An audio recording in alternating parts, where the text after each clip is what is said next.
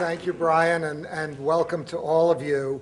I'm Robert Rosencrans, chairman of Intelligence Squared, which is an initiative of the Rosencrans Foundation. With me tonight is Dana Wolf, the executive producer of this series of debates.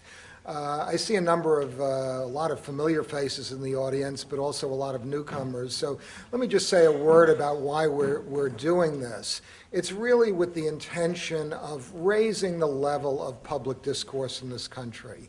It comes from a feeling that political conversations are just too rancorous, and that this nation could benefit from a forum for reasoned discussion of key policy issues. The topic tonight is one that has attracted an enormous amount of interest. The proposition, global warming is not a crisis. And the panelists are going to try to persuade you to vote for or against the motion. Ultimately, your votes will decide which side has carried the day. Well, why this particular topic? Senator Barbara Boxer, Al Gore have assured us that on this particular topic, the debate is over. Well, we took that as throwing down the gauntlet, and I personally am cynical enough to think that perhaps there's a distinction between science and political science. And maybe a side that feels like there is nothing to debate might feel that there are perhaps some inconvenient truths on the other side that they would prefer not to deal with. I'm old enough to remember when there was a scientific consensus on global cooling, and this was in the 1970s with all kinds of alarmist data on that subject. I'm enough of a businessman to know that the modeling and the use of computer algorithms in forecasting the future is a very, very difficult undertaking. I mean, if one could predict the weather or patterns of storms even a year in advance, it would be worth billions and billions of dollars to people engaged in energy trading or insurance underwriting and a whole bunch of other pursuits, and yet it can't really be effectively done. So tonight's debate, I think, is addressing issues that for me are very real and which at Intelligence Squared we feel can use some serious enlightenment. First of all, on the science of it. Does science really have the ability to tell us with good degree of reliability what is going to happen to our climate over a 100-year period? And secondly, the economics. This all leads, in effect, to public policies that say we should invest money now for benefits in the future.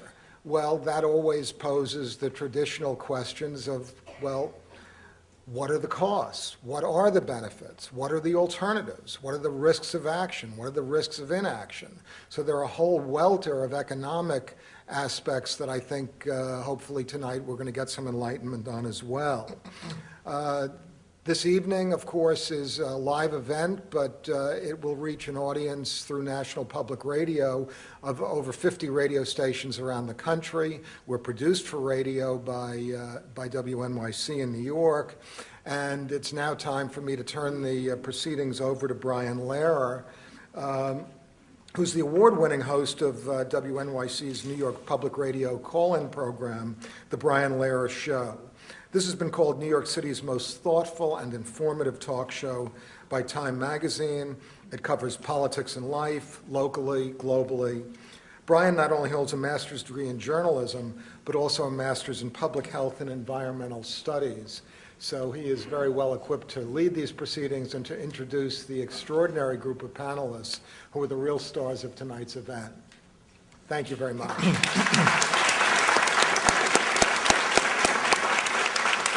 And Bob, thank you so much. I so personally appreciate your commitment to public discourse at a high level. We need much more of that in this country. I would like to welcome you all formally to the 6th Intelligence Squared US debate. Let me give you a brief rundown of the evening. First, the proposer of the motion will start by presenting their side of the argument. The opposition will follow. Each person will get a maximum of 8 minutes, and we will go back and forth from one side to the other. Second, when all 6 speakers are finished with their opening remarks, I will do some follow-up questioning and open up the floor to brief questions from the audience. And when I say brief, I do mean brief. We are limited to 20 minutes for the entire follow-up discussion after the 8-minute presentations. And so I ask that you limit your questions to 30 seconds and not give any speeches tonight. And I will do the same in my follow-up questions. Third, when the Q&A is complete, each debater will make a final statement not lasting more than 2 minutes per person. And fourth, during the closing statements, ballot boxes will be passed around for voting. You have your tickets. This is what the ballot box looks like, and you will put in either the for piece, the against piece, or the whole ticket if you still don't know which side you favor. If anyone does not have a ticket ballot, are you snickering at the very idea of being undecided or ambivalent? This is what we've come to. An usher will get you a ballot at the appropriate moment if you still need one. And fifth and last, after the final closing statement is made, I will announce the results of the audience vote and tell you which side carried the day. Now to introduce the panel. For the motion, author and filmmaker, best known as the author of Jurassic Park and the creator of ER, Michael Crichton. The Alfred P. Sloan Professor of Meteorology in the Department of Earth, Atmosphere, and Planetary Sciences at MIT, Richard S. Lindzen. And Emeritus Professor of Biogeography at the University of London School of Oriental and African Studies, Philip Stott. Against the motion, climate scientist at the Union of Concerned Scientists, Brenda Ekwurzel. Climate modeler at the NASA Goddard Institute for Space Studies, Gavin Schmidt. And distinguished professor at Scripps Institution of Oceanography, University of California, San Diego, Richard C.J. Somerville. And that was all very polite. I couldn't tell how many people voted for or against the motion. All right. First, for the motion, Richard Lindzen. Please go to the microphone.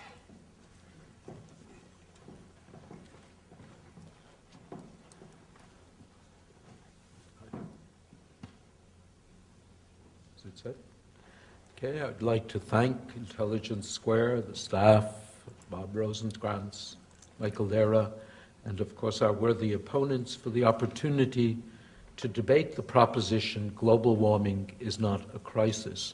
Please keep in mind what the proposition is. It is not a debate over whether the Earth has been warming over the past century. The Earth is always warming or cooling, at least a few tenths of a degree, and we're talking about, so far, something on the order of 6/10 of a degree centigrade. We're not even arguing about whether greenhouse gas emissions are contributing at some level to warming. They most certainly should, though I would suggest it would be very little. Indeed, as far as I can tell, even our opponents do not claim that global warming is a crisis at present. Rather, we are primarily addressing the future. Now, much of the current alarm, I would suggest, is based on ignorance of what is normal for weather and climate. Extreme weather events occur all the time. There is really no evidence of systematic increases, judging from reports from bodies ranging from the National Hurricane Center to the UN's Intergovernmental Panel on Climate Change. In fact, outside the tropics, the theory of such storms and variability says that the variability should decrease in a warmer world. And thus, if this is a matter of crisis for where we live, the world is in a permanent state of crisis and will be less prone to crisis in a warmer world. Sea level has also been a matter of concern, I think largely because it's very telegenic. as opposed to a half degree of temperature. And sea level has been increasing since the end of the last ice age glaciation, with the most rapid change increase about 12,000 years ago. In recent centuries, the rate has been relatively uniform, averaged over 10-year periods. It amounts to a couple of millimeters per year, and this is a residual of much larger positive and negative changes locally. Those changes are due to tectonics, and the risk, if you're worried about sea level change from these changes, is larger than it is from warming. The impact of warming on agriculture is not easy to ascertain, but for example, India has warmed in the second half of the 20th century, and agricultural output has increased greatly. The impact on disease seems dubious at best, according to articles in Lancet. Infectious diseases like malaria are not so much a matter of temperature as of poverty and public health, most notably the elimination of DDT. Malaria is still endemic in Siberia and was once so in Michigan. Exposure, I would suggest, to cold is generally found to be both more dangerous and less comfortable. Now, recently the IPCC Summary for Policymaker came out, and it had an iconic claim about man's impact on temperature change. Does this imply crisis? Well, the impact on temperature per unit carbon dioxide actually goes down, not up, with increasing CO2. The role of anthropogenic greenhouse gases is not directly related to the emissions rate or even CO2 levels, which is what the legislation is hitting on, but rather to the impact of these gases on the greenhouse effect. Modelers use double CO2 as a convenient benchmark, and on the basis of current models, it's claimed that this should lead to about 1.5 to 4.5 degrees warming. What is less often noted is in terms of greenhouse forcing, we're already 3/4 of the way to that doubling. And we've only seen 0.6 degrees. And there's no reason to suppose, furthermore, that this is all due to man. Now, this certainly does not support the model forecasts upon which alarm is based. Modelers commonly claim it's still possible that aerosols have canceled much of the greenhouse warming. Unfortunately, the impact of aerosols is considered by the IPCC to be virtually unknown, and indeed many people consider that canceling the warming involves a larger effect than seems plausible. There have also been claims that warming has been delayed by the ocean, but the results I've mentioned are from coupled models involving the atmosphere and the ocean, and in many of these, the oceans have been tuned to have particularly long delays. And I think it's crucial to distinguish between the claim that models can display past behavior from the actual situation, which is that models can be adjusted to display past behavior once that behavior is known. There is no reason to suppose that the adjustment corrected the relevant error. It is worth adding that warming, instead of accelerating, has been essentially absent for about the last 10 years. So the iconic statement is itself not indicative of crisis. And one could, if one had time, explain why the iconic statement itself may very well not be true. The major defense of the statement is modelers cannot think of anything else that gave warming over the last 30 years. But these are the same models that cannot account for the medieval warm period, or for that matter, even do a good job of replicating El Nino.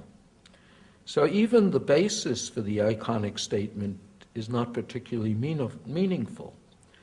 So crisis is not a product of current observations. No, it's not even a product of projections.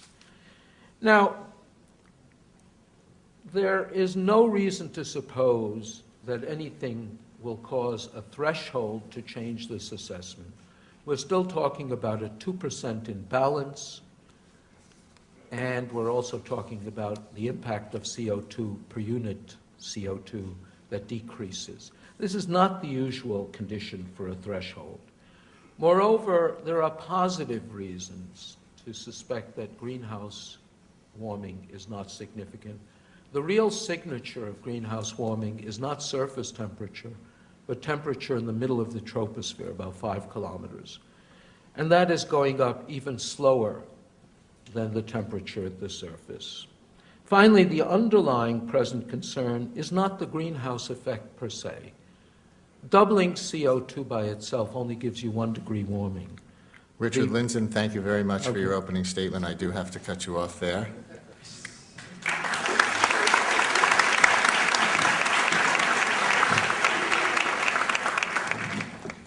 Richard Somerville, the next statement is yours. The motion before us, global warming is not a crisis, means we ought to know what crisis means. The word does not mean catastrophe or alarmism. It means a crucial or decisive moment, a turning point, a state of affairs in which a decisive change for better or worse is imminent. We are talking about the future here. The entire world now really does have a critical choice to make. It is whether to continue on the present path of adding more and more carbon dioxide and other greenhouse gases to the atmosphere, or whether to find another path. We're speaking of the future, and science tells us that the path we choose will largely determine what kind of Earth our children and grandchildren will inherit. Our task tonight is to persuade you that global warming is indeed a crisis in exactly that precise sense, so you should vote against the motion. The science community today has impeccable, settled science, despite what you have just heard, that demonstrates the reality of global warming and its primary origin in human activities.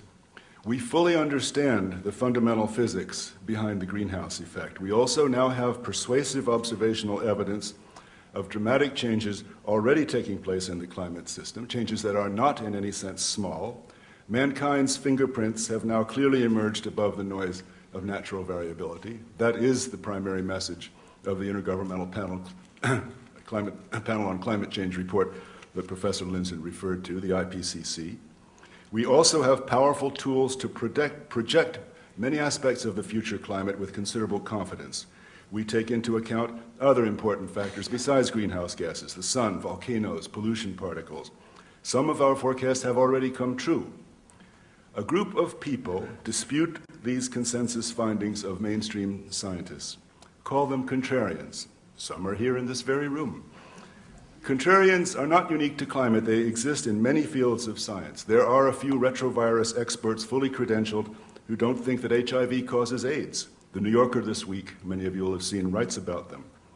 When the revolution of continental drift was sweeping through geology and geophysics, some eminent Earth scientists couldn't be persuaded that plate tectonics were real, continents can move. These contrarians were mistaken. They faded from the scene. Long experience shows that in science it tends to be the rare exception rather than the rule when a lone genius eventually prevails over conventional mainstream scientific thought. An occasional Galileo does come along, or an Einstein, not often. Most people who think they are Galileo are just wrong. We're talking here about managing risk for the future. It's a big risk to the planet to bet it on the contrarians. Here's a brief look at some of what we know. The IPCC said, quote, warming of the climate system is unequivocal, unquote, based on many kinds of observations. Also, our knowledge of ancient climates tells us that the warmth of the last half century is unusual in at least the previous 1,300 years. The IPCC said most of the observed increase in globally average temperatures in recent decades is very likely due to the observed increase in human-caused greenhouse gas concentrations. These are summary conclusions of experts in a painstaking process lasting years with 30,000 reviewer comments, each logged, numbered, responded to by teams of experts who represent the mainstream science and who take into account views from the fringes as well. There's never been as thorough and vetted a process for summarizing science, precisely for the point of making input to policymakers. Nothing said here tonight, in a few minutes that we have, can possibly undermine this powerful statement from the scientific community. We also project a further warming of 0.5 degree Fahrenheit for the next 25 years. Beyond that, it does depend largely on how much more CO2 and other greenhouse gases humanity dumps into the atmosphere. Global warming since the 19th century is already more than 1 degree Fahrenheit. It's continuing. Of the 12 warmest years in the instrumental record, 11 of them have occurred in the most recent 12 years globally. 2006 was the 6th warmest year in this record globally, and the warmest year of all in the US. Arctic temperatures in the last 100 years increased twice as much as the global average. Since 1950, the number of heat waves globally has increased. The heat wave in Europe in 2003 that killed more than 30,000 people was unprecedented in modern times. Intense tropical cyclone activity, the IPCC concludes, has increased in the North Atlantic region since about 1970. The global ocean, down to a depth of at least 6,000 feet, has been warming since the early 1960s. This warming is contributing to sea level rise. It's by no means all vestiges of the last ice age. Sea level rose some 7 inches over the 20th century. The rate of rise has apparently increased recently. Water vapor in the atmosphere, as predicted, is increasing as the world warms. This additional water feeds back. It's a greenhouse gas. It amplifies the warming. It's as though you had your house wired funny so that when it got warm, the thermostat turned on the furnace and made it warmer still. Snow cover and mountain glaciers are decreasing markedly. It's a long list. The list goes on. None of these observational facts is a surprise to the climate science community. They are what we had predicted. We scientists have been expecting measurements like these, and now we see them. The question for the future is simply, how much worse do we intend, how much more severe will we let these trends become? The science warns us that continuing to fuel the world using present technology will bring dangerous and possibly surprising climate changes by the end of this century, if not sooner. Business as usual implies more heat waves, higher sea levels, disrupted rainfall patterns, vanishing glaciers, and much more. Limiting carbon dioxide amounts to any reasonable level will take large cuts in emissions. It takes time. We have a giant infrastructure based on fossil fuels. To have a meaningful effect by mid-century, we need to start soon. The question is really whether humanity has the collective determination to act in any meaningful way. The economic case can be made convincingly once people understand the cost of doing nothing or too little. It's like elective surgery. It's not free to decline it. Technology can accomplish great things once society is committed to such a goal. We know now that humanity has already increased atmospheric carbon dioxide by 35% above natural levels. And humanity, as a group, by default or on purpose, will now decide what level it wants to tolerate. Then, after humanity has made this decision, how much CO2 do you want in your children and grandchildren's atmosphere? After that, nature will have its say. And the climate system will change in response to the level of greenhouse gases in the atmosphere. Nature is superbly indifferent to politics and spin, but it will have the last word in this debate. I have a few seconds, and I'll say a few words about the IPCC. I've been a coordinating lead author in it for 3 years. I was in Paris last month when this summary was negotiated and released. It's an extraordinarily impressive international collaboration. 30,000 review comments, 150 authors, 75% of whom, by the way, were new to the process. We're not a clique defending what we said 6 years ago. I urge you to familiarize yourself with the science, because the science here has spoken very plainly. Thank you.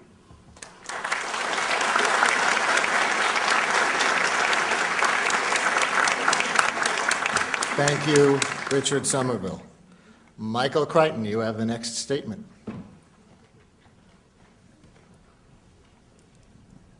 The microphone goes up.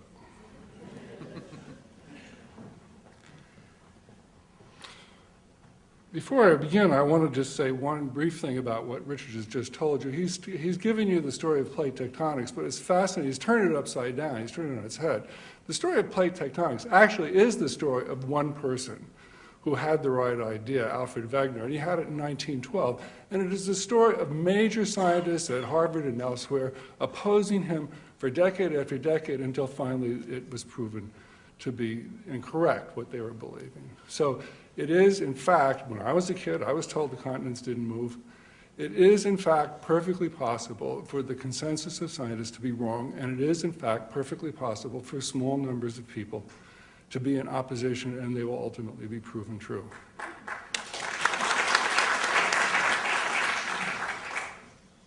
I want to address the issue of crisis in a somewhat different way.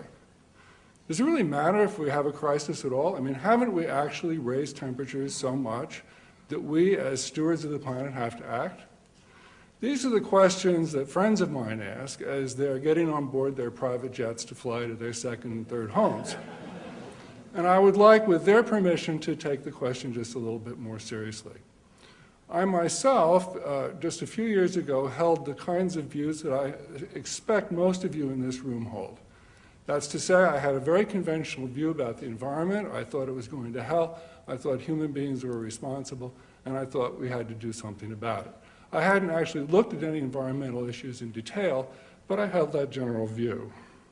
And so in 2000, when I read an article that suggested that the evidence for global warming might not be quite as firm as people said, I immediately dismissed it. Not believe in global warming? That's ridiculous. How could you have such an idea?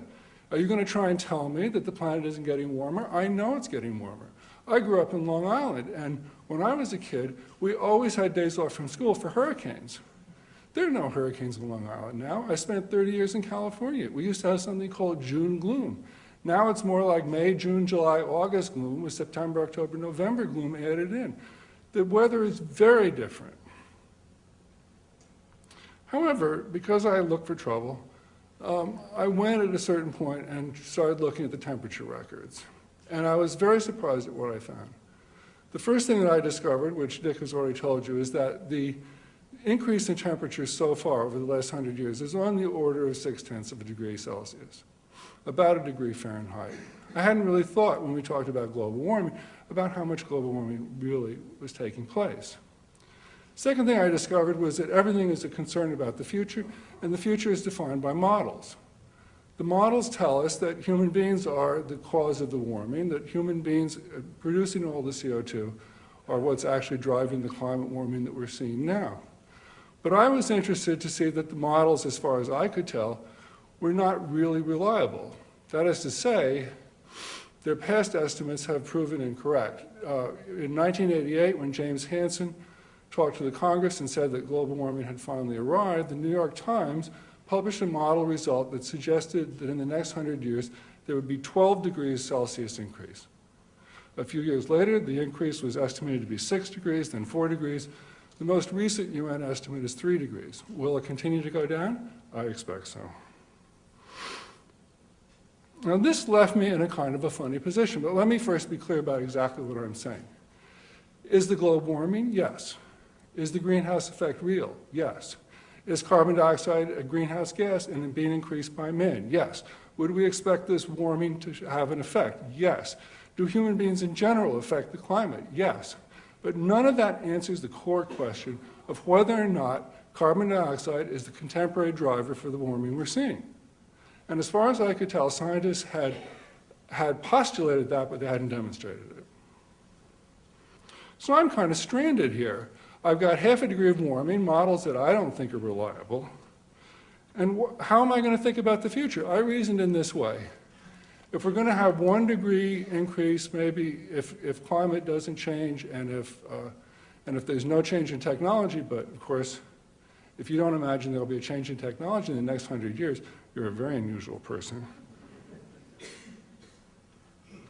And I also was aware that we have actually been starting to do exactly the kind of thing that we ought to do, which is to decarbonize. Jesse Ausubel at Rockefeller University points out, for example, that starting about 150 years ago, in the time of Abraham Lincoln and Queen Victoria, we began to move from wood to coal, from coal to oil, from oil to natural gas, and so on. Decreasing our carbon, increasing our hydrogen makes perfect sense, makes environmental sense, makes political sense, makes geopolitical sense, and we'll continue to do it without any legislation, without anything forcing us to do it, as nothing forces us to get off horses. Well, if this is the situation, I suddenly think about my friends, getting on their private jets, and I think, well, maybe they have the right idea.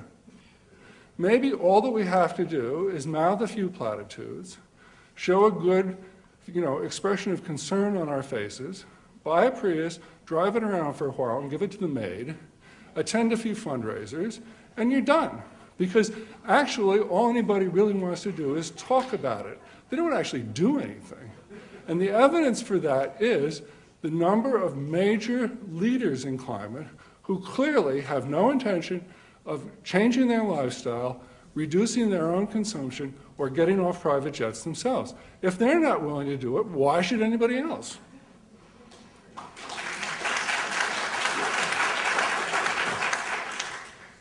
Is talking enough? I mean, is the talking cure of the environment? It didn't work in psychology, won't work in the environment either. Is that enough to do? I don't think so. I think it's totally inadequate. Every day, 30,000 people on this planet die of the diseases of poverty. A third of the planet doesn't have electricity. We have 1 billion people with no clean water. We have 500 million people going to bed hungry every night. Do we care about this? It seems that we don't. It seems that we would rather look 100 years into the future than pay attention to what's going on now. I think that's unacceptable. I think that's really a disgrace. One. This doesn't need to happen. We're allowing it to happen. And I don't know what's wrong with the rich, self-centered societies that we live in the West, that we are not paying attention to the conditions of the wider world. And it does seem to me that if we use arguments about the environment to turn our back on the sick and the dying of our shared world, and that's our excuse to ignore them, then we have done a true and terrible thing. And it's awful. Thank you.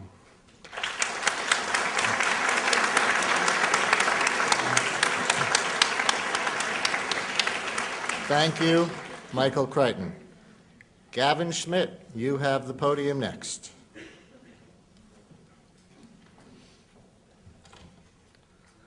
Thank you.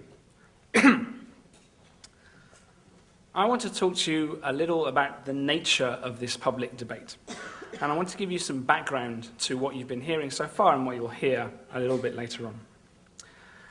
The issue of global warming and whether it's a crisis or not is in fact a scientific decision.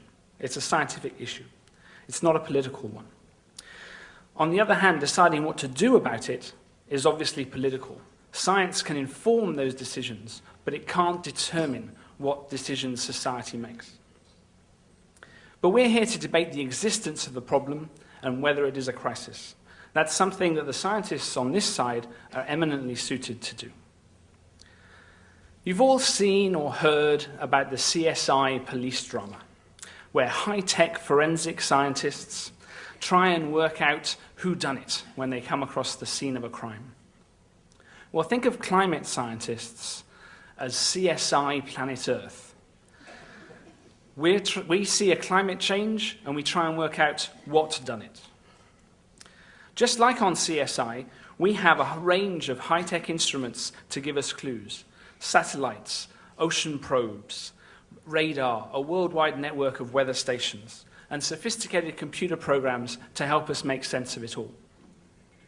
The aim is to come to the most likely explanation of all the facts, fully anticipating that in the real world there are always going to be anomalies, there are always going to be uncertainties. Conclusions will be preliminary and always open to revision in the light of new evidence. If this all sounds familiar, it's because it's exactly the same approach that doctors take when examining a patient. They don't know everything about the human body, but they can still make a pretty accurate diagnosis of your illness. We end up then with a hierarchy of knowledge.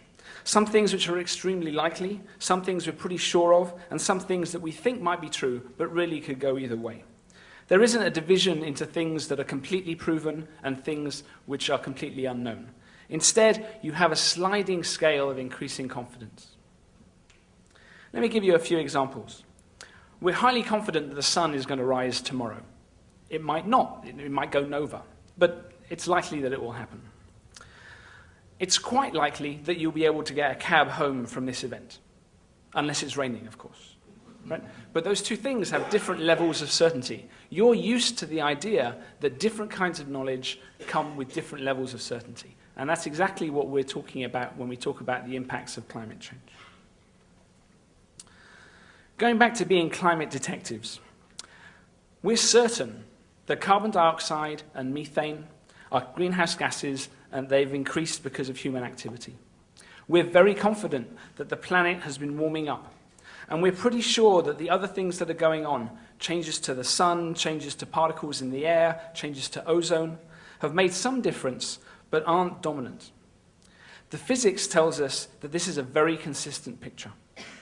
Our suspects, the greenhouse gases, had both the opportunity and the means to cause this climate change, and are very likely guilty. And they are increasing faster than ever.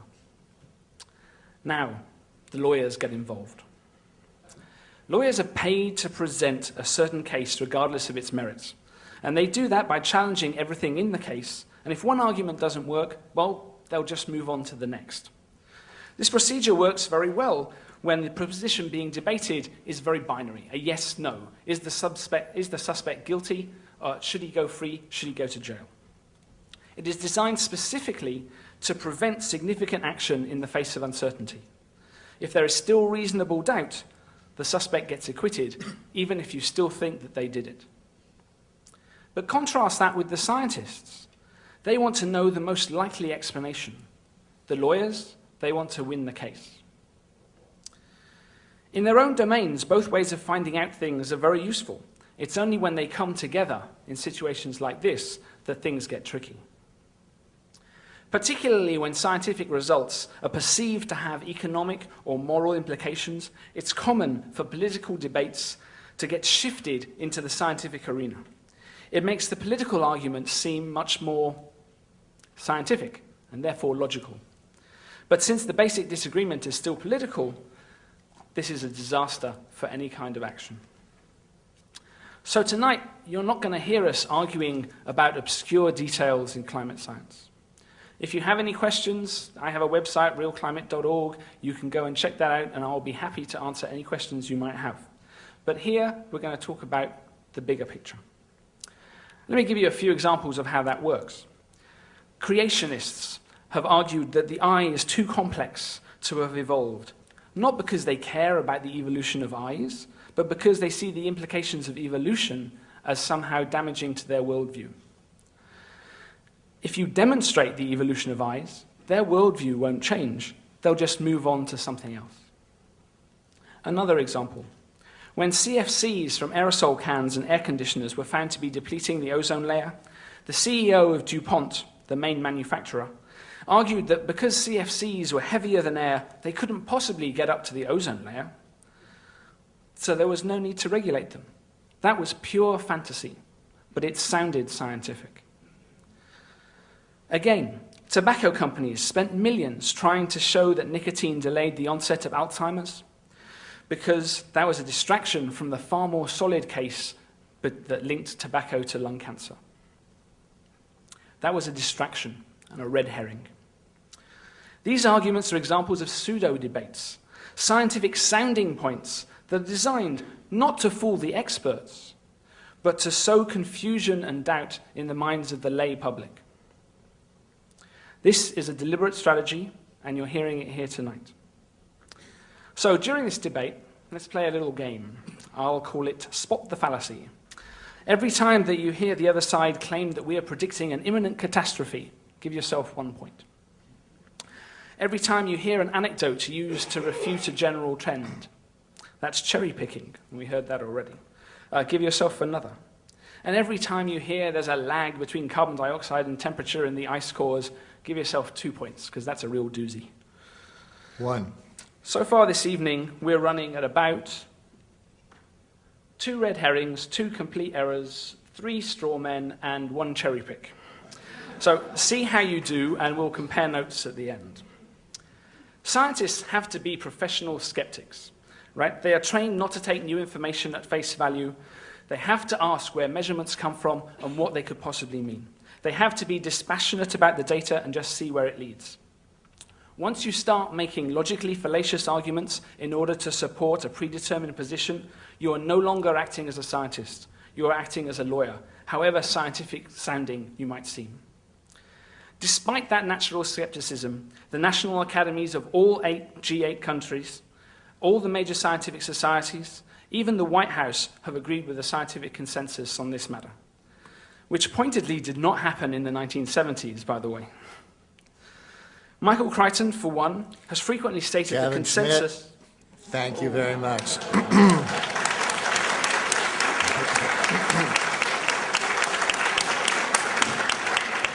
Philip Stott, you have the podium next.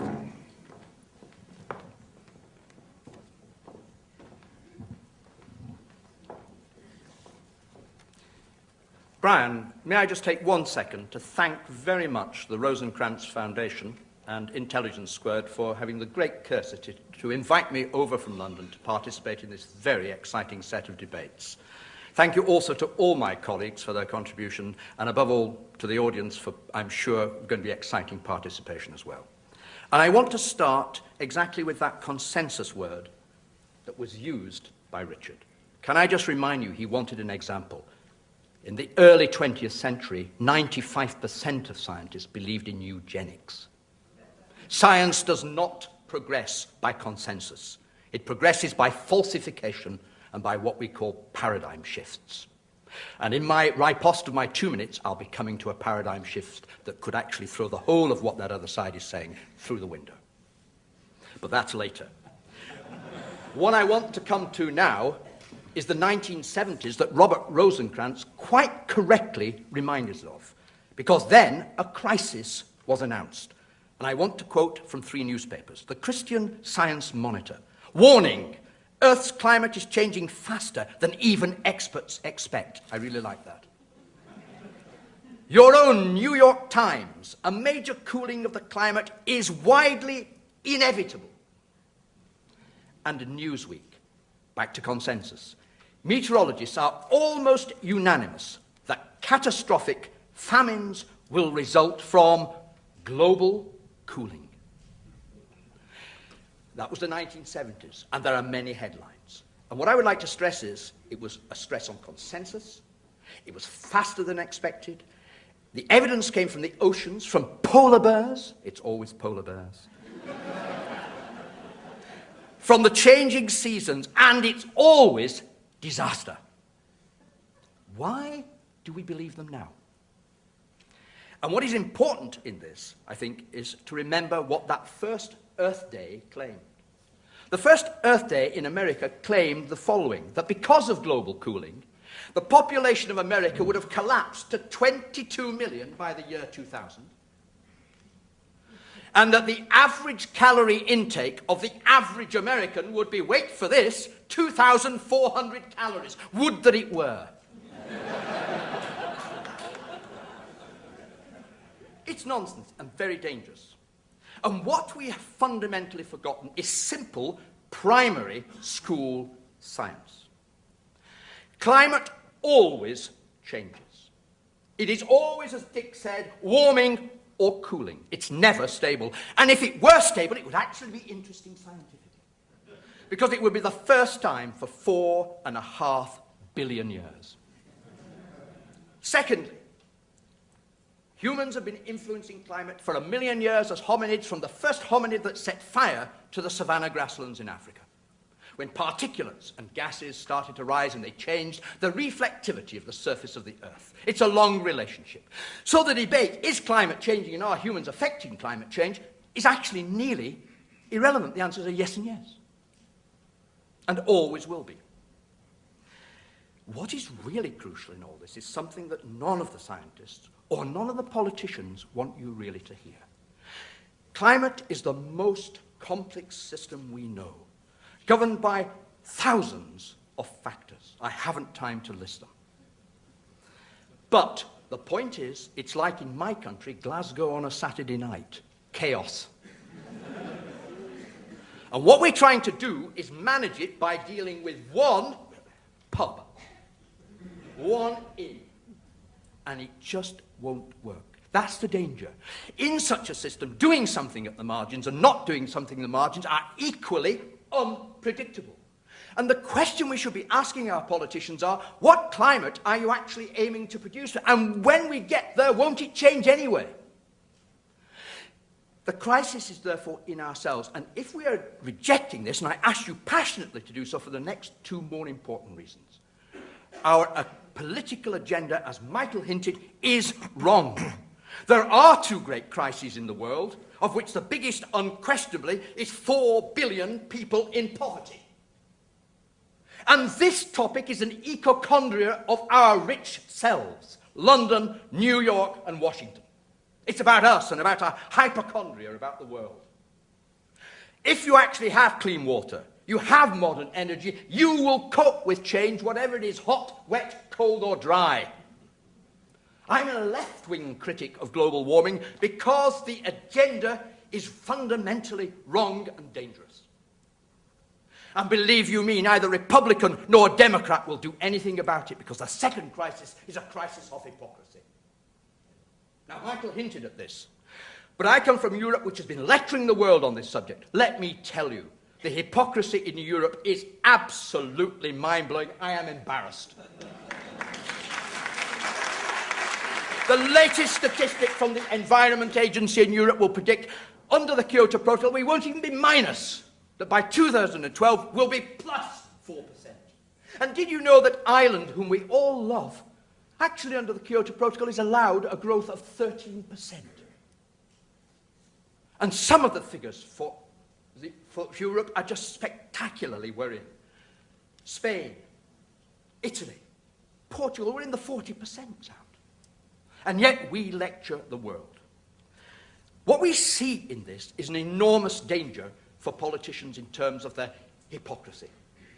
I'm not going to say anything about Al Gore and his house. But it is a very serious point. Global warming is also dangerous because I am an environmentalist. But what I'm beginning to see is that global warming is setting agendas which are actually damaging for the environment. Biofuels, in which the energy relationships are very dodgy, but which have a very significant effect, certainly in my country, on biodiversity. What is more, we're having wind farms placed for global warming on very, very sensitive peat moor habitats. Don't think, therefore, that if you're an environmentalist, you have to be attached to this agenda, because it is now overarching, over-dominant, and is actually taking money and effort away from genuine and real on-the-ground habitat environmental concerns. But let me end with two images. Angela Merkel, the German Chancellor, my own good Prime Minister, for whom I voted, let me emphasize, arguing in public 2 weeks ago as to who in Annie Get the Gun style can produce the best temperature. I can do 2 degrees C, said Angela. No, I can only do 3, said Tony. Stand back a minute. Those are politicians telling you that they can control climate to a degree Celsius. This is a political crisis, not a crisis as put here. And I ask you passionately to vote against it. And Samuel Johnson and James Thurber, I have to end with Thurber because of the New Yorker. Samuel Johnson, the great lexicographer, talked of in Rasselas talked of an astronomer who thought he could control the sun and the clouds. Stott. He was mad. Thank you very much. I can't get Thurber in. Thank you. Brenda Ekwurzel, the podium is yours. I'd like to thank the Rosencrantz Foundation and all of you for taking time to discuss this urgent topic. Gavin Schmidt likened climate scientists to forensics team of the CSI. Another metaphor that applies is that of a doctor. And studying global warming is like taking the Earth's temperature. We've seen that it's rising, and also we have diagnosed the dominant cause of this fever is the heat-trapping emissions from human activity. So far, temperature's gone up about over a degree, 1.4 degrees Fahrenheit. That doesn't mean much to our everyday lives, but it means everything to the Earth. All of us have experienced 100-degree temperature, 102-degree temperature, but we've survived. Now, the body cannot withstand 107-degree Fahrenheit temperature. That's about an 8-degree jump above the average body temperature. Now, when it comes to the Earth is much more fragile than the body when it comes to temperature. What we see is that a 7-degree increase in global warming would mean that we would accelerate, we would intensify the water cycle. That means the wet places will get wetter and the dry places will get drier. It means we put at risk species. They're going to go extinct. It means that the summer Arctic ice is at risk of disappearing. It also means that a 7 degrees rise in temperature would commit us to substantial sea level rise from melting of the Greenland ice sheet. The Earth's fever is only getting worse, and the animals and the plants that are out there struggling are already giving us the early warning signs. We've seen them shift their habitats, and we've seen them struggle as they cope with the shifting of the warm periods and the cold periods of the seasons. Furthermore, there's already heat in the pipeline as the oceans play catch-up to the atmosphere loading that we've put these heat-trapping gases in our atmosphere. As the oceans warm up, the temperatures will commit us to further warming. We're locking in another degree of Fahrenheit of warming. That's heat in the pipeline. Do we really want to lock in even further warming?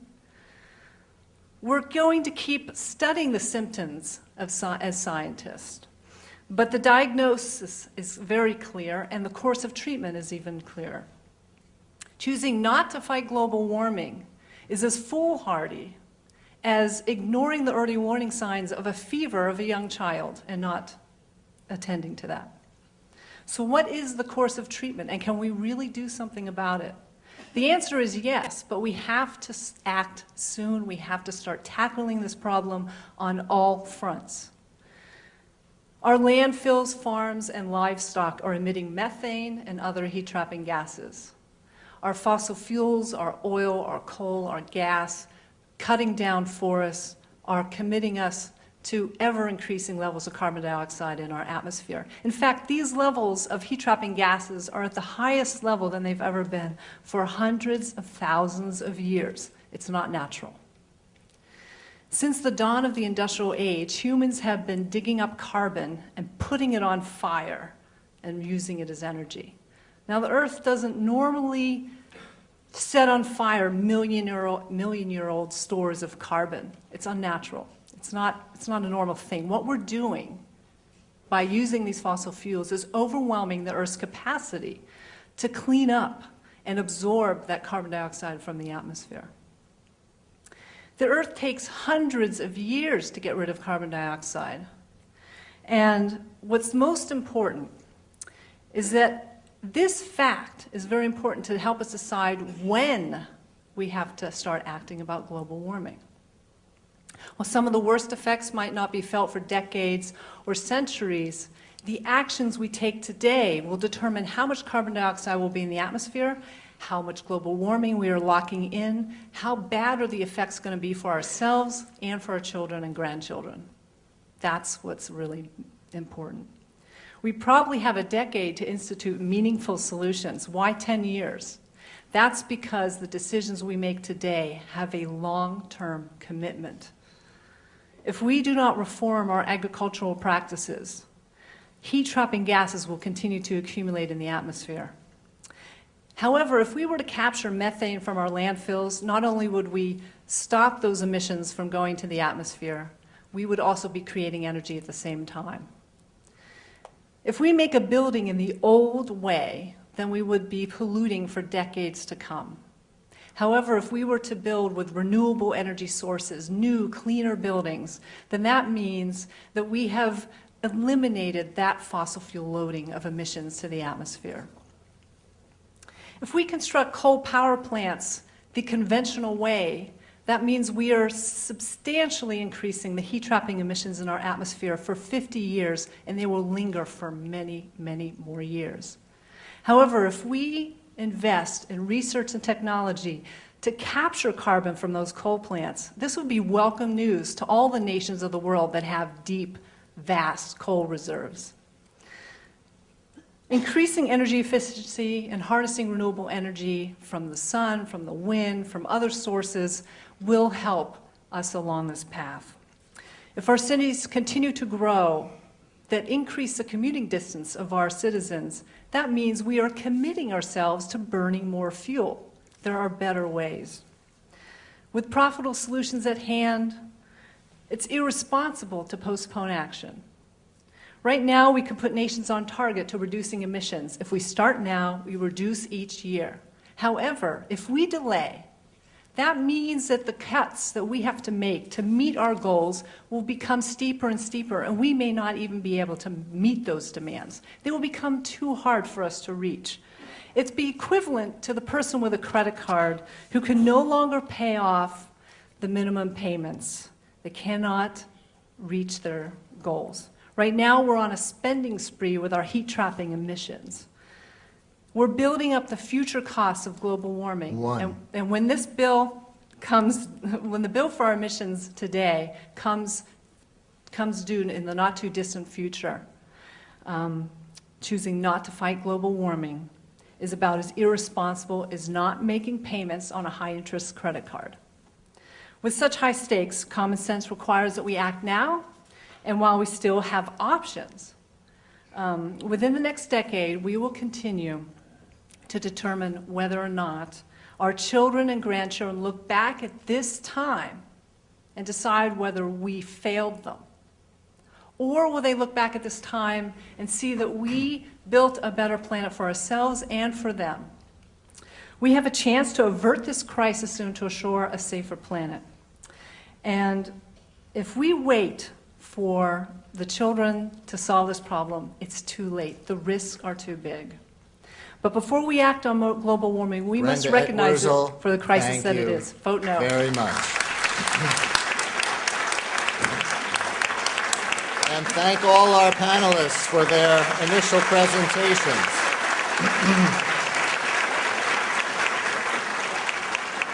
I am now ready to announce the results of the pre-debate vote. Rounded to the nearest whole number, those for the motion that global warming is not a crisis were 30% of you. Those against the motion were 57% of you. Those undecided were 13% of you. Not worthy of snickering, those 13%. Or more precisely, 29.88% for, 57.32% against, and 12.8% undecided. So we're now ready to begin the Q&A portion of the program. I will call on the questioners. Someone on each side of the auditorium will come to you with a microphone when we raise your hands. I will be looking from you challenging questions for the pro side and for the anti side. If you can identify yourselves that way to the people with the microphones, that would be good. If some of you don't fit into that category, that's okay too.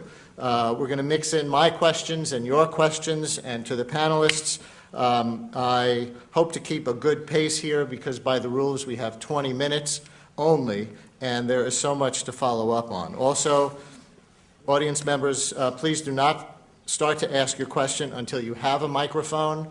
That will make sure that it can get on the radio. And please make your questions short and to the point. Please, 30 seconds if you can. And the more focused your question, the more likely you are to be on NPR. So there you go. Okay.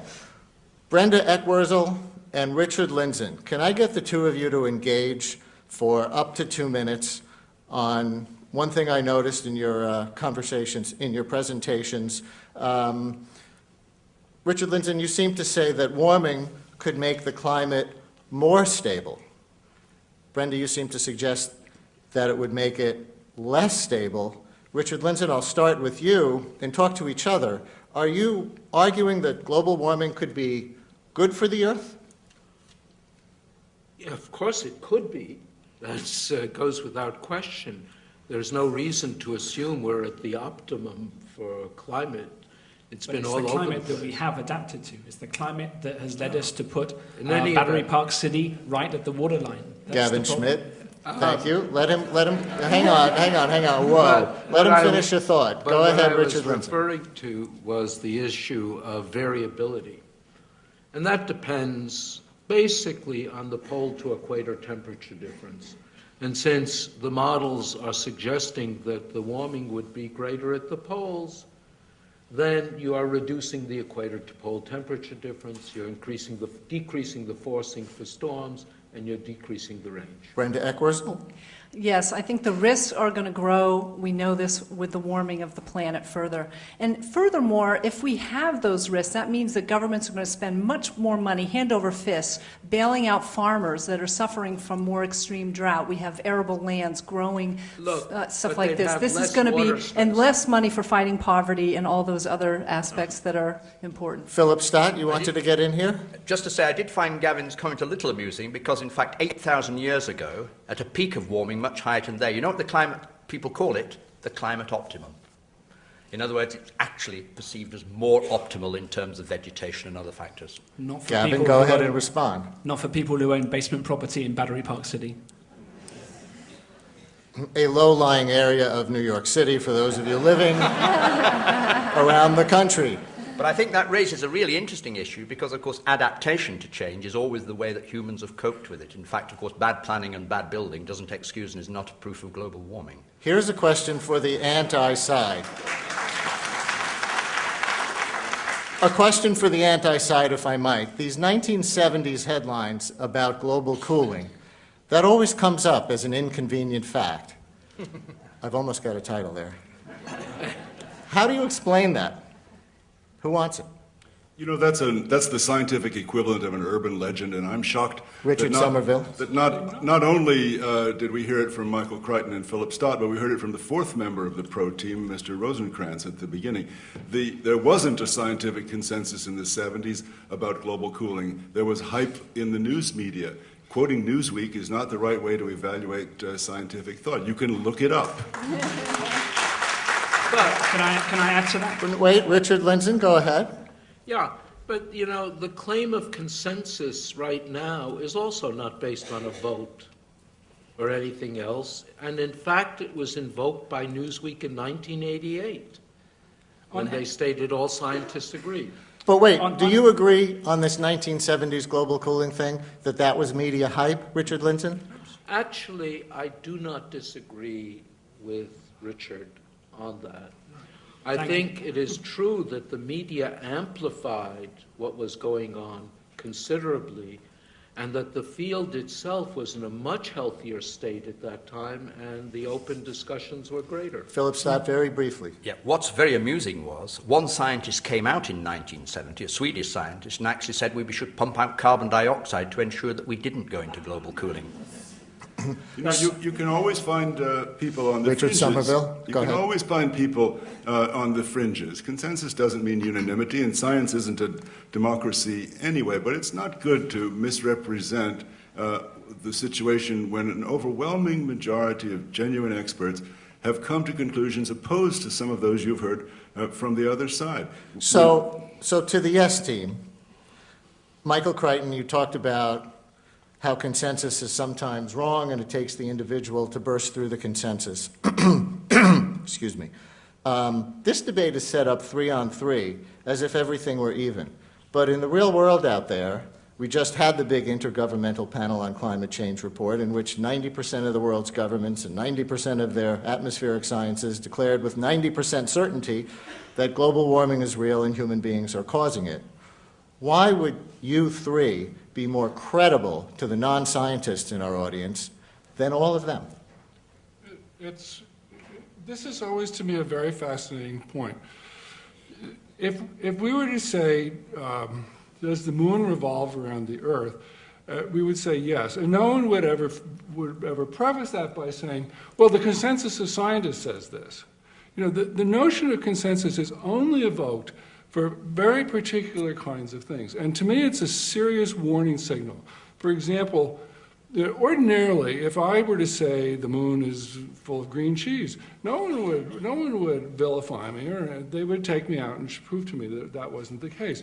It's when there isn't a very good and powerful counter-argument. That's the first answer. The second answer is one I really like very much, and it's one Einstein made. The Nazis decided that they would do something to demonstrate that German science was bad, and they got 200 German scientists to say that Einstein was wrong, and somebody asked Einstein, how does it feel to have 200 scientists against you? And he said, it takes only one to prove me wrong. All right, who on the anti-side wants to respond? Gavin Schmidt. Okay. You frequently stated that consensus is not science. And you know what? I agree with you. Consensus is what's left over after the science has been done. Consensus is what goes into the textbooks. The science is happening at the frontiers. It's the filling in of the interesting pieces of the jigsaw puzzle. It's not the overall picture. The big picture is the stuff that everybody knows and everybody understands. Your assessment of... You're arguing that because something is... people agree on it, you can't possibly agree with it. It's like saying, well, if you disagree, then I'll agree. You're saying you'll never agree, which means that you're not listening to what the people are saying. Yeah. Michael, go ahead. I'm sorry. I'm not saying that the consensus is necessarily wrong. I'm only saying that consensus is not a clear proof that it's right.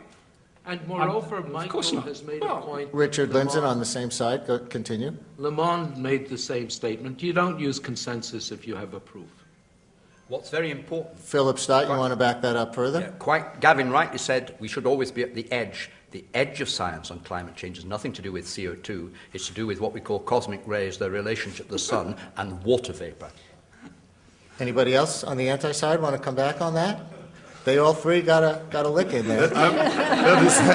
Richard Somerville? That is mind-boggling. To say that cosmic rays are the cause of climate change is to endorse one of the least proven, most tentative... I didn't say that. Oh, good. Well, why did you bring it up? Why did you bring it up? Yeah. Simply because there are a whole range of scientists who are working on this particular topic, and they say it's one of the big unknowns, and a great deal of research has just been done on it.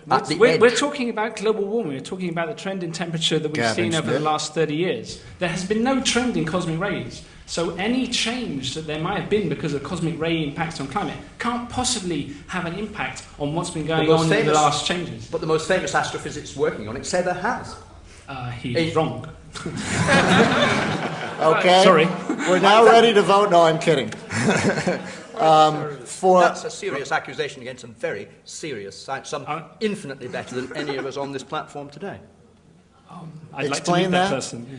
There are some very eminent scientists, Professor Jan Weser, for example, Professor Nir Shaviv, who won the Young Scientist of the Year in Israel 2 years ago, who are in fact arguing that 70% of climate change is primarily driven by cosmic rays working through water vapor and clouds. I'm not saying they're right or wrong. They're pointing, however, at the edge to new research. You cannot dismiss that because it's a consensus for CO2.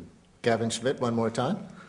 Okay, this is exactly what I was talking about. You see, now it looks like we're having a scientific argument, but this is completely bogus. You don't know that it's bogus, but I know that it's bogus. He knows that it's bogus.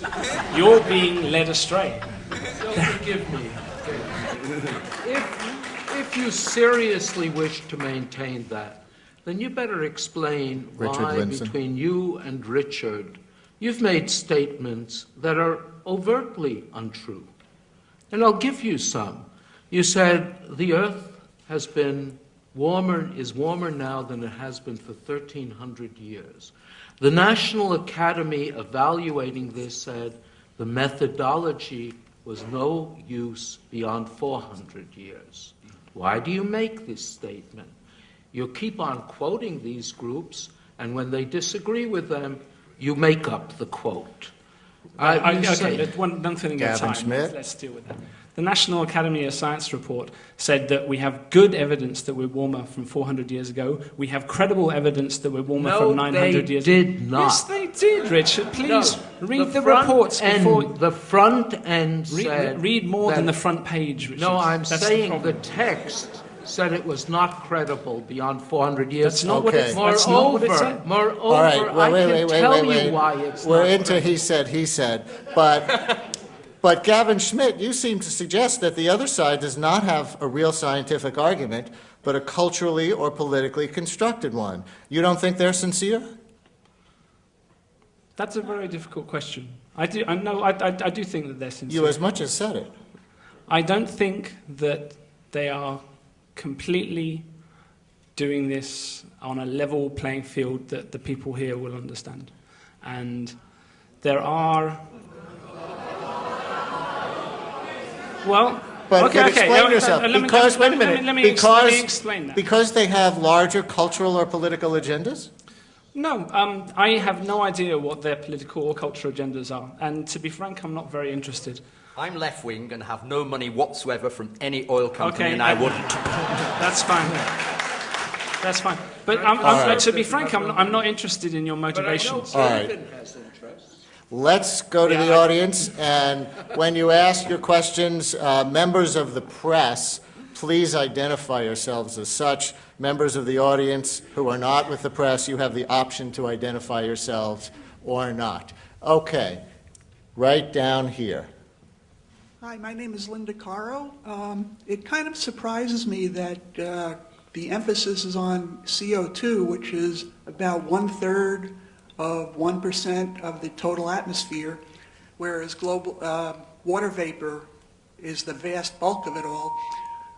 Is it possible that we are not accounting properly for the giving off of heat, such as nuclear power plants, which are several thousand degrees Fahrenheit, that we're cooling with water and air every day, every week, every month, every year? Is there anyone you would particularly like to answer that question? Whoever feels most qualified. Richard Somerville is raising his hand. The direct heating from sources like power plants is negligible compared to these other factors, solar radiation, the greenhouse effect. And the greenhouse effect is due to water vapor, primarily, carbon dioxide and other gases secondarily. We can't control water vapor. It's controlled by the atmosphere itself, largely by temperature. So when you add CO2, you humidify the atmosphere and the water adds to the warming. That's one reason why Richard Lindzen's talking about CO2 only giving you a degree or so is disingenuous, because that feedback is expected theoretically and has been observed. I think Philip Stott is bursting out of his chair to agree with you. I could not agree more. Yes, it's governed by the atmosphere. Absolutely, and is not under our control. It is therefore one of the big factors that we have no control over in a non-linear coupled system. I'm stunned by your amazement that non-linear coupled chaotic systems are things that we can't understand even in part. He didn't say that. I said control. Very, very good. You can control how much CO2 you put in the atmosphere, and that will have a big effect on how much water vapor is in the atmosphere. That's not controversial. Well, you can't predict what... Controversial. Yeah. And it's controversial because it is not a homogeneous distribution of water vapor. And, you know, to pretend this is settled is bizarre. Moreover, with clouds, which are comparably important, you know full well that that is not settled. Let us go to another questioner from the audience, down on this side in the front. Andy Revkin from the New York Times. This is kind of neat to listen to. Did I hear a hiss? Back at you. I've been writing about this for a long time, most every aspect of it. So my question is one about the hedging. Managing risk came up before, which is not what you think of when you think of crisis and catastrophe.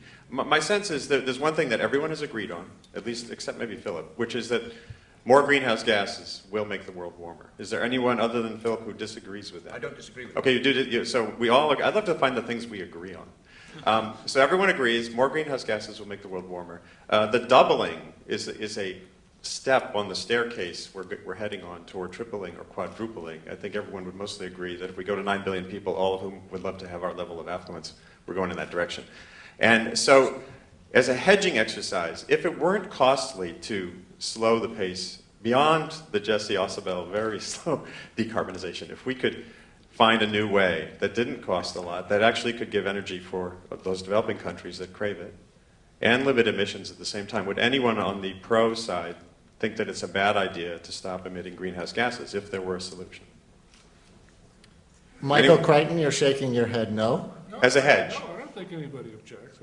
The question is whether or not you're going to spend what Bjorn Lomborg thinks, which is $558 trillion. And I think if, in fact, it's going to prove to be that kind of enormous construction project, then that should not be the first priority right this minute. No, I don't. So let me pursue Andy Revkin's stab at striking a consensus on what to do. For the anti-side, if this is a crisis, what kind of lifestyle change, what kind of economic pain, and how quickly are you proposing to hedge our bets? ASAP. Brenda Ekwurzel. As soon as possible, because But what? everything that we can throw at solving this climate crisis, well, this climate problem, is important, because every day that we emit carbon dioxide means that it will last for many, many centuries. And so we have to start weaning ourselves off of ways of emitting more methane, more nitrous oxide, all the heat-trapping gases, not just carbon dioxide. It's the ones that have long life, nitrous oxide, carbon dioxide, that are very, very important. In the short term, methane is very important because it has such heat-trapping potential. But and forgive so me, but the question from everything. The question from the audience was things that we could do, correct me if I'm wrong, Andrew, things that we can do without much pain that would stave this off. Well, Are there, you're talking about Well, revolution, anything necessary. The real problem is Philip there's no Stott. social discounting in this. Let's get a bit of economics in. So in fact, if you have an increase now and you take inflation into account, what you're doing is an average world income at the moment of $7,500. Predicted by a distance ahead, that will rise to about $88,000. You knock off what, in fact, the Stern report in Britain estimated as, in fact, the cost of global warming, 13.27 or so %. It comes down to something like $70-something thousand. But even taking inflation account, that is still a massive increase in wealth. So what you're actually asking in economic terms is what is strange, but a poorer generation, to sacrifice a great deal for what will, in any case, even with global warming, if it occurs, be a wealthier generation. The thing is that companies right now, when they reduce heat-trapping emissions, they find profits that keep giving back to them, because right now we're so wealthy in many nations of the world that we are wasting energy because we can afford to.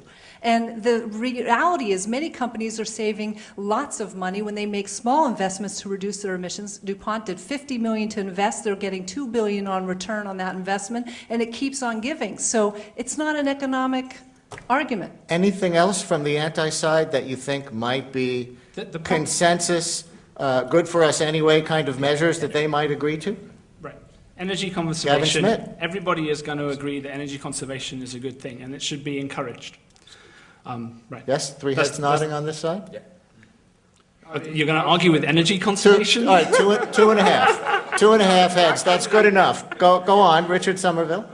You know, a lot of things could be done once you free up the creativity of technical people, of business people, by making this a priority nationally and internationally. The problem isn't that there's nothing that can be done. The problem is that the people who are asking for your vote haven't heard loudly enough that this is an important issue to the electorate, so it's way down on people's priorities. That's the reason for the lip service that Michael Crichton talked about. People are a lot like Mark Twain. They're all for progress but opposed to change. Let's go back to the audience. Someone on this side? Do we have someone lined up on that side?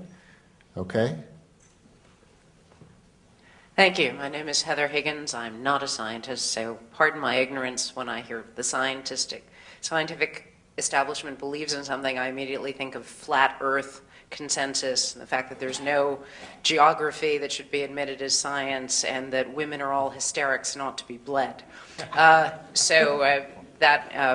assurance that the scientific community believes something does not take me very far.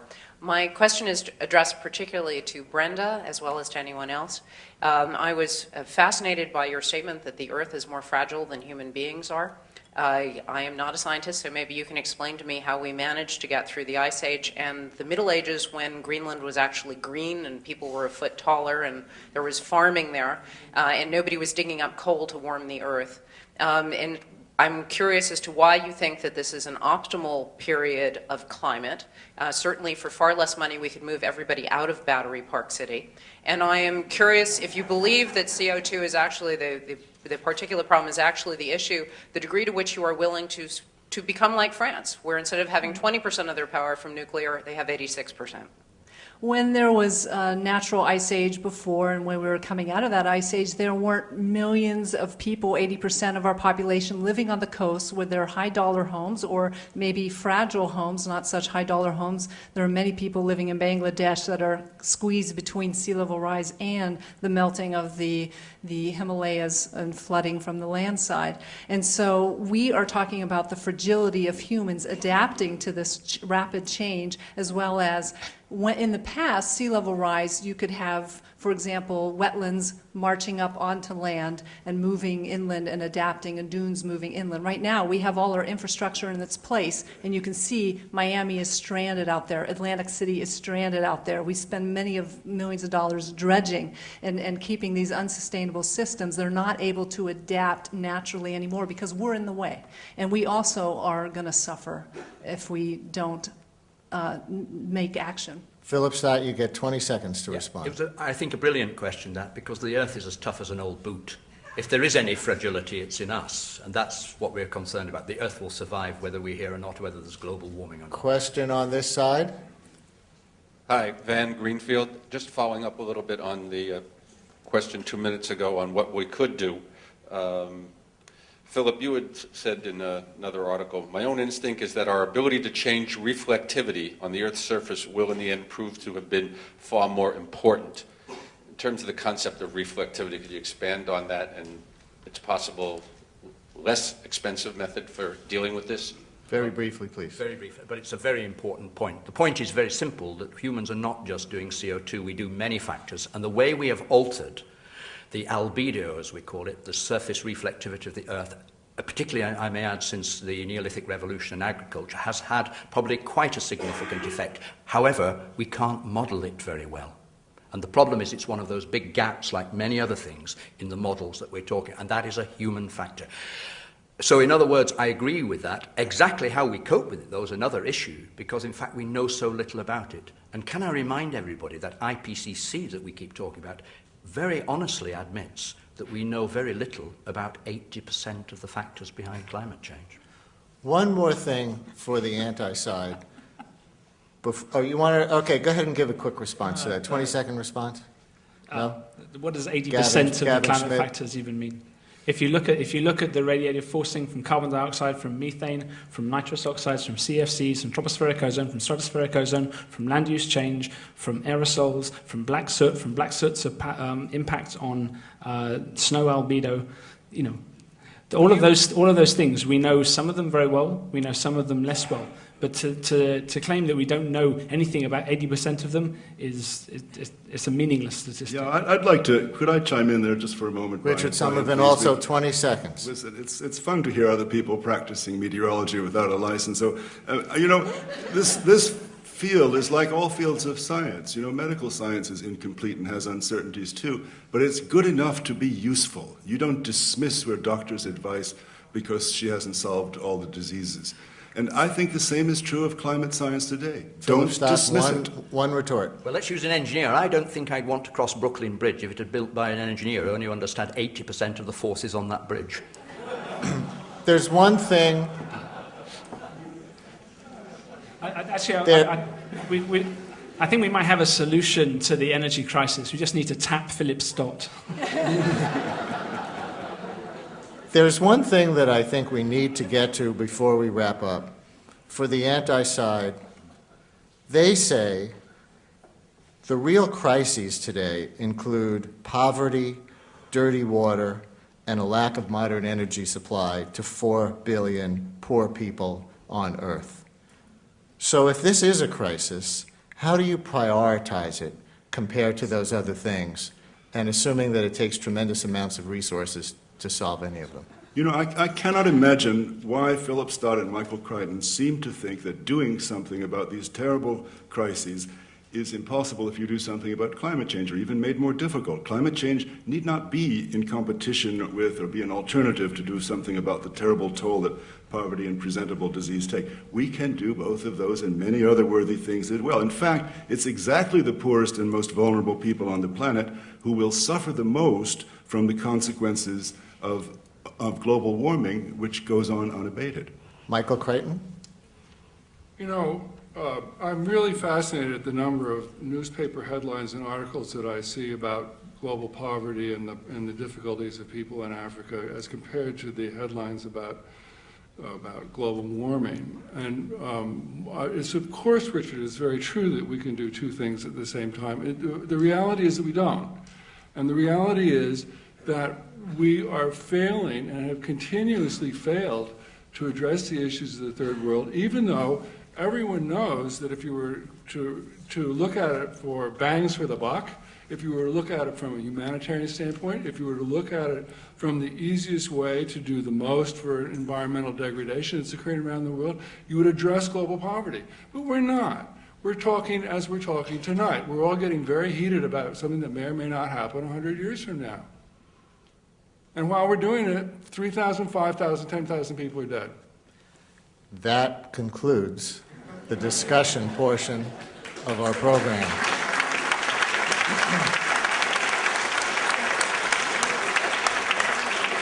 And it is now time to vote. If you want to vote for the motion, tear off 4 from the top of the motion ballot and slip it into the ballot boxes. This is a ballot box that will be passed among you. If you are against the motion, tear off and deposit against into the ballot box. And if you still don't know where you stand, put your entire ticket into the box. The ballot boxes will be given to the person at one end of a row. Please pass the ballot box to your neighbor until it reaches the end of the row. Pass it down just like in 3rd grade. One of the ushers will then take the box to the next row. Everyone will get a chance to vote, so please don't reach over your neighbor. Wait for a ballot box to be passed to you. If you need a voting ticket, the ushers will give you one. Just ask.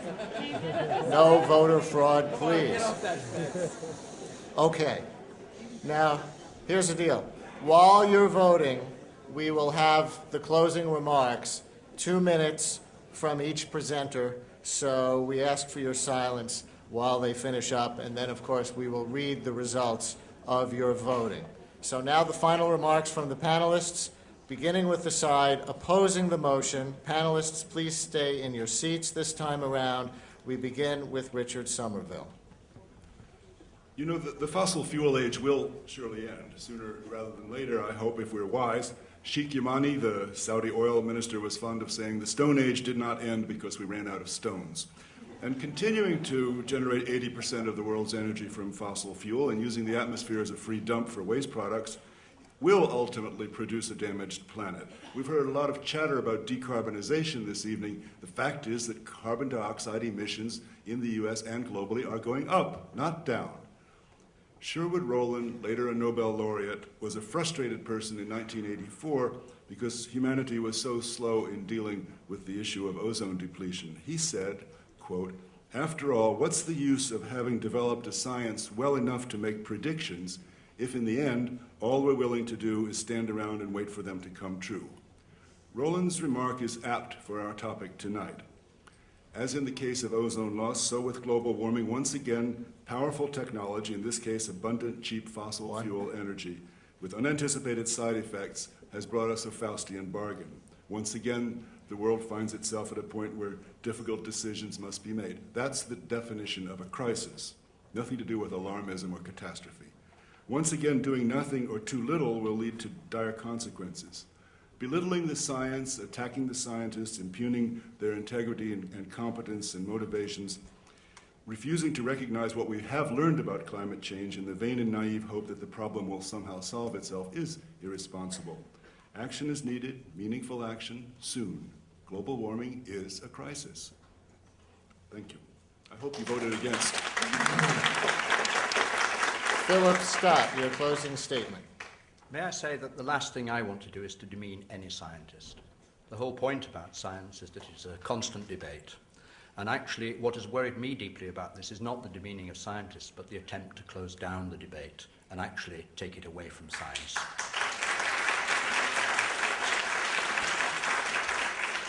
If I may use a musical analogy, my other great interest, trying to reconstruct the climates of the moment, as we're talking about, is a bit like trying to play Mozart's wonderful Sinfonia Concertante Case 364 when you've no viola part and only a quarter of the violin part. In other words, we know remarkably little about so much of the climate that we are facing. And what I would like to stress is it's a debate on the crisis. We've mentioned the crisis of poverty, and I think the crisis of hypocrisy. Actually, where I think we probably agree entirely as a panel, what there really is in the world is not a crisis of climate, a crisis of energy. That is certainly true in my country. And I'll tell you what worries me particularly about attaching it to climate. One, in the world, there are groups, including some very reputable groups in Denmark and in Russia and other countries, which are predicting, actually, that we will enter a global cooling phase between 2012 and 2015. Now, I no more necessarily believe that than I do about the global warming. But just supposing that happens, and just supposing what the public reaction is to the hype that there has been about global warming, I actually think that we have to face up to a genuine energy issue in the world, and that most of our politicians are not doing that. In fact, they're dressing it up in this idea of global warming and saving the world. And what we desperately need are very practical decisions about energy on the ground. And I think the idea of using the climate to do this is potentially a very dangerous one. So what I'm worried about is that everybody is now using the global warming construction for their own agendas, from capitalist carbon trading right the way to making you wear hemp underpants. I distrust that because in the end it's an ism, and I distrust isms. Gavin Schmidt, your closing statement. Hemp underpants? Ugh. Climate change is not a new issue. Even human-caused climate change is not new. Richard Lindzen was arguing these same points 15 years ago. Michael Crichton is recycling talking points that are decades old. Philip Stott is grasping at extremely flimsy straws. Serious scientists in the 1960s made predictions for what would be found if human emissions of greenhouse gases were to continue. They said the planet would warm. It has. They said that water vapor measurements would show rises. They do. They said that ocean heat content would rise. It has. They said the stratosphere would cool. It did. If I had time, I could go on listing the number of challenges this basic idea has faced and come through. But you only need to know that it is still standing and that there are no coherent theories that fit the observations better. Given that understanding and the ever-increasing emissions that we are putting into the air, to deny this is a crisis on a planetary scale is truly to fiddle while home burns. One. I'm done. That's it.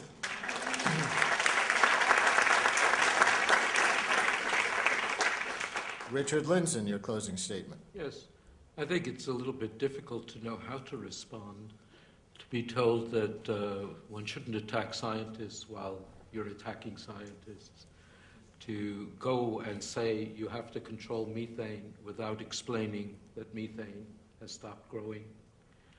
You don't explain why there's global warming on Mars, Jupiter, Triton, and Pluto. You don't look at the ocean data and see that whereas your boss, Jim Hansen, was saying that the heating of the ocean proved the flux that he needed for high sensitivity, that in the last year there have been 2 papers in the same journal that point out that the original Levitas data is wrong, that the ocean is cooled, and that the new numbers would call for 1/10 the sensitivity that Hansen mentioned. If all this is so certain, why is the data changing? Or is it a case when the data changes, you ignore it and stick to the point? You have a minute. Do you want the other minute? Do you have a minute? No? Okay. Brenda Ekwurzel, your closing statement. Global warming is here today and is accelerating. Many business leaders are already realizing that it makes economic sense to start fighting global warming. Walmart, DuPont, BP, General Electric, they all are asking for action. And businesses need a clear signal from the national level because they want to have a level playing field and they want to plan for the future. And that's what makes good business sense. We need a national policy because people, cities, and states cannot reduce global warming enough to make a significant dent in this issue. Ultimately, the atmosphere is going to register all of our choices from today onward. We must act now, because if we leave it to our children, the risk will be too great and it will be too late. Fortunately, there already exist solutions. All we need now is the will to implement them rapidly. Thank you. Michael Crichton, your closing statement. There was a time when I worked in a clinic, and one day a young woman came in. She was in her early 20s for a routine checkup, and I said, "What's going on with you?" And she said, "I've just become blind." And I said, "Oh my gosh, really? When did it happen?" She said, "Well, just coming to the clinic, walking up the steps of the clinic, I became blind." And I said, "Oh," and by now I'm looking through the chart, and I said, "Well, has this happened before?" She said, "Yes, it's happened before. I've become blind in the past." And what she had, of course, was hysterical blindness. And the characteristic of that is that the severity of the symptom is not matched by the emotional response that's being presented. Most people would be screaming about that, but she was very calm. "Oh yes, I'm blind again."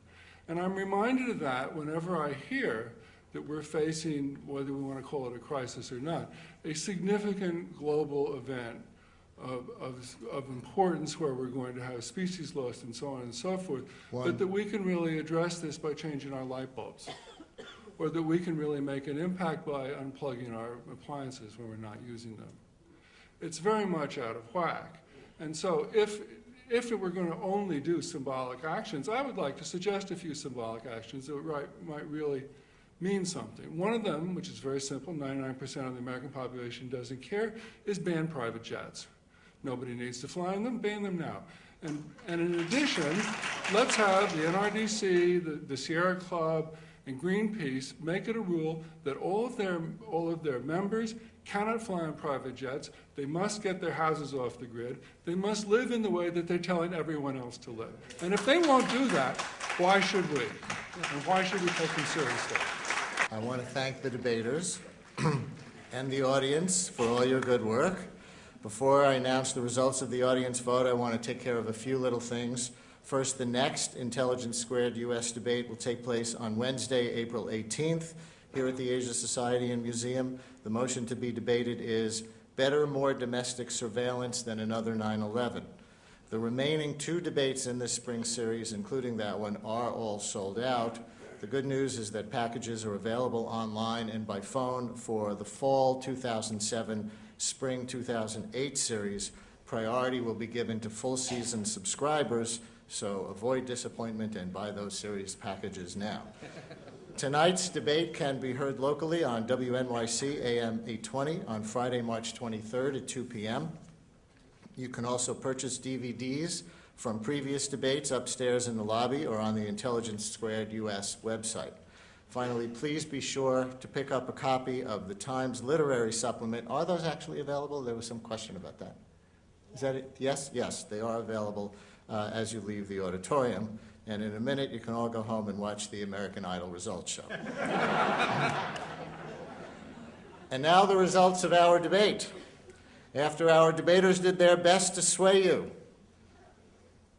you went from 30% for the motion that global warming is not a crisis, from 30% to 46%.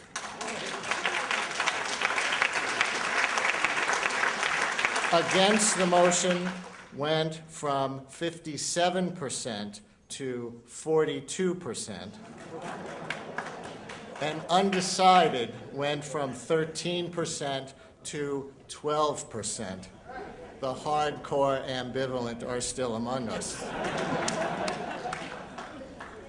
So, in terms of opinion change, those in favor of the motion have carried the day. Congratulations to the team for the motion.